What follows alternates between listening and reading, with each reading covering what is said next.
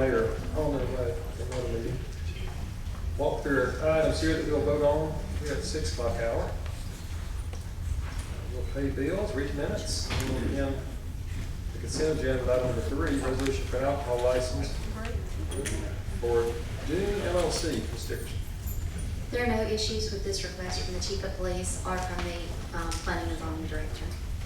Okay. Any questions from Ms. Dickerson or Chief Durgis on that item? Is that a restaurant? That's correct. Yeah.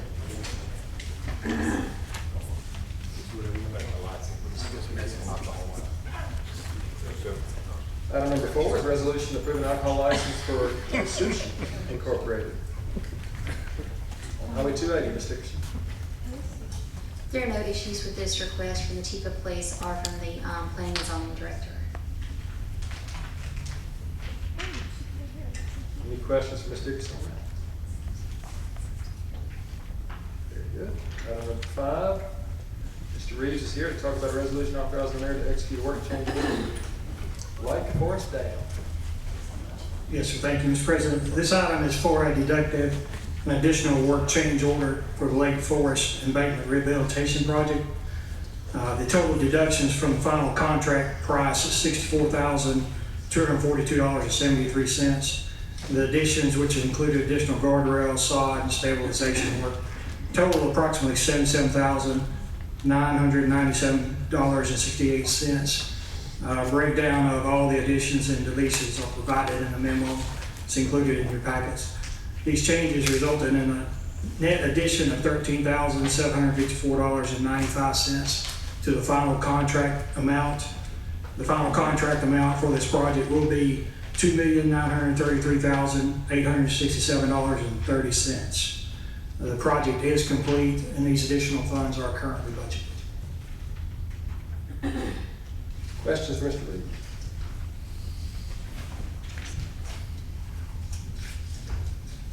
Thank you, sir. Ms. Cornett has the next item, along with Mr. Moore, regarding resolution authorizing the mayor to execute agreement with Don Chevrolet. Good evening, council. This is a recommendation to accept a bid for the purchase of 2 police pursuit Tahoes at $49,547.50 each. These will be replacing 2 police units that were previously totaled.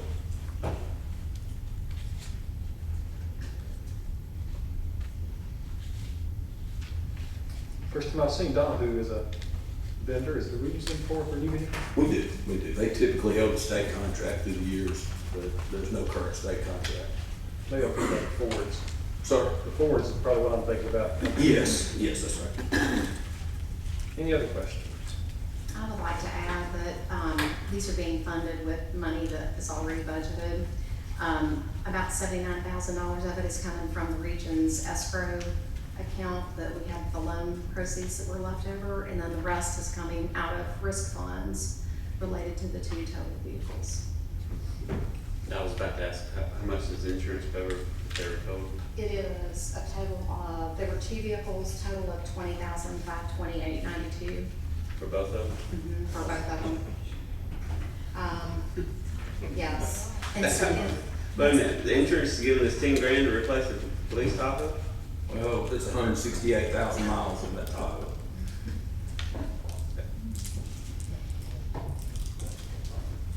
There's a 13 model of that. So. Thank you.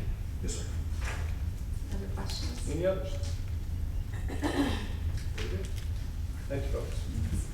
Item number 7, Chief Cabinet is here for a resolution authorizing the mayor to enter an agreement with Hoover Mall Limited.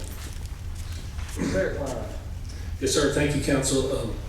This item is for a contract with Brookfield Properties, the new property management at the Galleria, for use of the common space in the food court for the 9/11 stair climb ceremony. The new property management is requiring a contract this year, and it will not affect the use of the stairs for the stair climb. That's under Mr. Allen Pocket in the office tower. Very good. I know we've done it there for years, but as the chief says, it's the first time we've seen this on our agenda. It is. Any questions regarding that agreement? And then, Chief, you also have item number 8, an agreement between the city of Hoover and Shelby County. Yes, sir. So if you remember in late 2023, early 2024, we took possession of a new rescue unit from Jefferson County. That was a donation from Jefferson County to help with the cost of transports in the county. Shelby County is doing the same thing. They're purchasing rescue units for Pelham and Alabaster, and they've agreed to purchase us a rescue unit. This will be a Type 1 ambulance on a truck chassis that'll match our current spec. It'll be constructed by our current vendor that we use for our rescue units. The cost of the rescue unit's about $365,000, and there's no commitment from us other than our normal mutual aid in the county. And that's in addition to the $1,000 per square mile that they give us every year to defer the cost of transporting in Shelby County. So we're certainly very appreciative of Shelby County for this generous donation. Chief, will we have to outfit it just like we did the Jefferson County unit? Built into the price is going to be the stretcher and the loading system and all that. It'll be fully functional when we get it. Very good, okay. So no other change order or budget amendment? No other costs that I'm aware of, no, sir. Very good. Any other questions for the chief? Thank you, sir. Thank you. Item number 9, Ms. Moore is here for a resolution authorizing the 911 director to enter into an agreement with the Commission on Accreditation for Law Enforcement Agencies.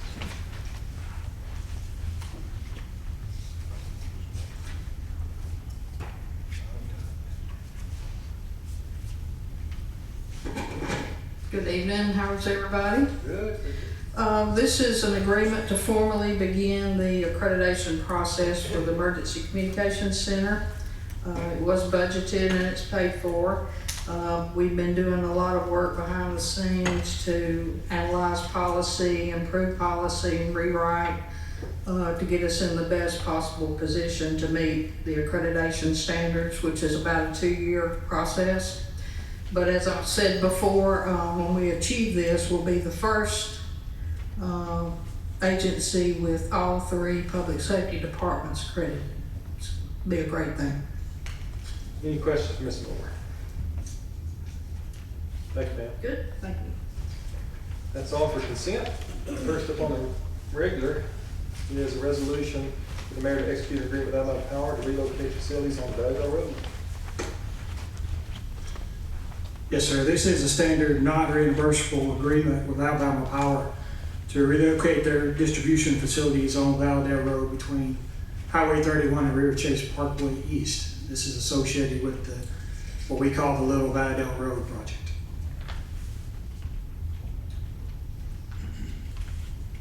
And we can go ahead and take 12, 11, and 12 if you'd like to, Mr. Reeves. I assume these are just different segments of the project? Yes, sir. The next 2 items actually are reimbursable agreements, and they're associated with what we call the Big Valledale project, which stands from Caldwell Mill to Emory Center Drive.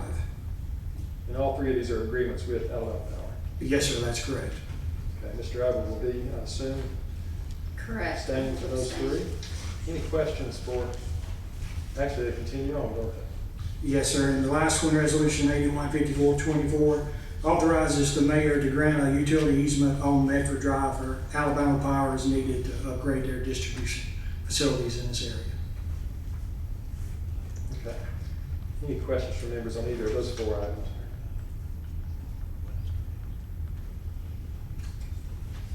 Thank you, sir. Thank you, sir. And item 14, Mr. Martin. Resolution establishing a temporary moratorium on certain businesses. Yes, sir. Council members, good evening. First item that I have on the agenda is a temporary moratorium on CBD and vape shops here within the city limits of Hoover. We've had discussion, staff has, amongst planning and zoning, revenue, and the police department. There are some concerns about the proliferation of CBD and vape shops within our city limits, and some of the merchandise is being sold, not only in those, but across the board. And all 3 of those entities, planning and zoning, revenue, and the police department, feel like we could use some additional guardrails in place for CBD and vape shops across the city, as well as those products by and large. So what we are requesting of the city council is a 6-month temporary moratorium to allow for us to take a breath, go through and see what guardrails we can put into place from a regulatory standpoint to ensure that the products that are being placed on the shelves do meet and are in conformity with state law, and that we don't have an overpopulation of these businesses within the community. Any questions, Mr. Martin? Very good. Thank you, sir. All right. Beginning with item number 15, we'll have some public hearings, beginning with this ordinance to annex 5410 Highway 280. Yes, sir. This is a property on 280, adjacent to our city limits. The front portion of the property, adjacent to Highway 280, currently houses the American Family Care Building.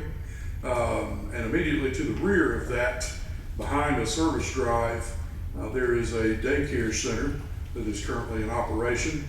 If you're familiar with this segment, it's right across from the Tattersall on the west-south side of 280 and adjacent to the YMCA. The YMCA is located just to the east of this property. We have reviewed the petition that was submitted along with ancillary documentation. It is the desire of the owner to subdivide this property, subdividing the AFC property on the front from the daycare center on the rear. In conversation with the engineer that they have selected, we have found that it appears that they can dedicate the necessary right-of-way on the drive aisle, the service road, in order to meet our subdivision regulations when they do approach us for a plat to subdivide the tract. So with that in mind, we do recommend the annexation, and when the zoning step comes along, we'll be recommending a C2 district on the AFC site on the front and a C1 district for the daycare center in order for it to be compliant with our zoning ordinance. Any questions, Mr. Martin? No. Are there any changes anticipated for AFC or the daycare center to be moving out and another business to be coming in? Are they planning to stay there? I don't know the long-range plans for the property owner at this time. But should one or the other move, of course, as soon as we have the property zoned, the use that would backfill it would have to be in conformity with the ordinance. Thank you. Any other questions, Mr. Martin? Item 16, we have good news that property has been cut to satisfaction, so we'll move to withdraw that one, Mr. Martin. Yes, sir. That one has been cut, so we can remove it from the agenda. Excellent. Item 17 is also a weed and veggie ordinance or nuisance resolution at 2152 Larchmont. And that one is still out of compliance. And we would like to move forward with the declaration of a nuisance. Any questions, Mr. Martin, regarding that property picture in front of you?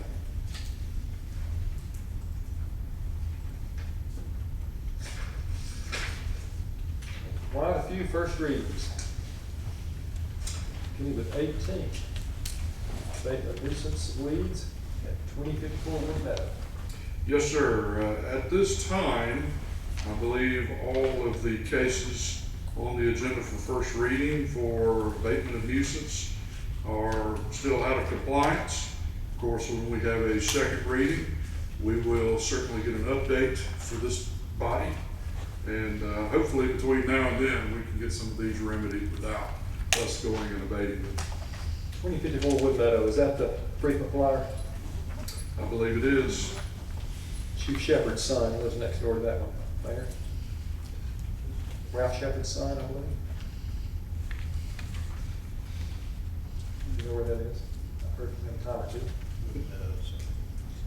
His house? It's next door to it, yeah. It isn't. So just for reference, we're referring to Whip Meadow Circle, Kelly Lane, Tyler Road, Lorna Ridge. Those four. Any questions on any of those four?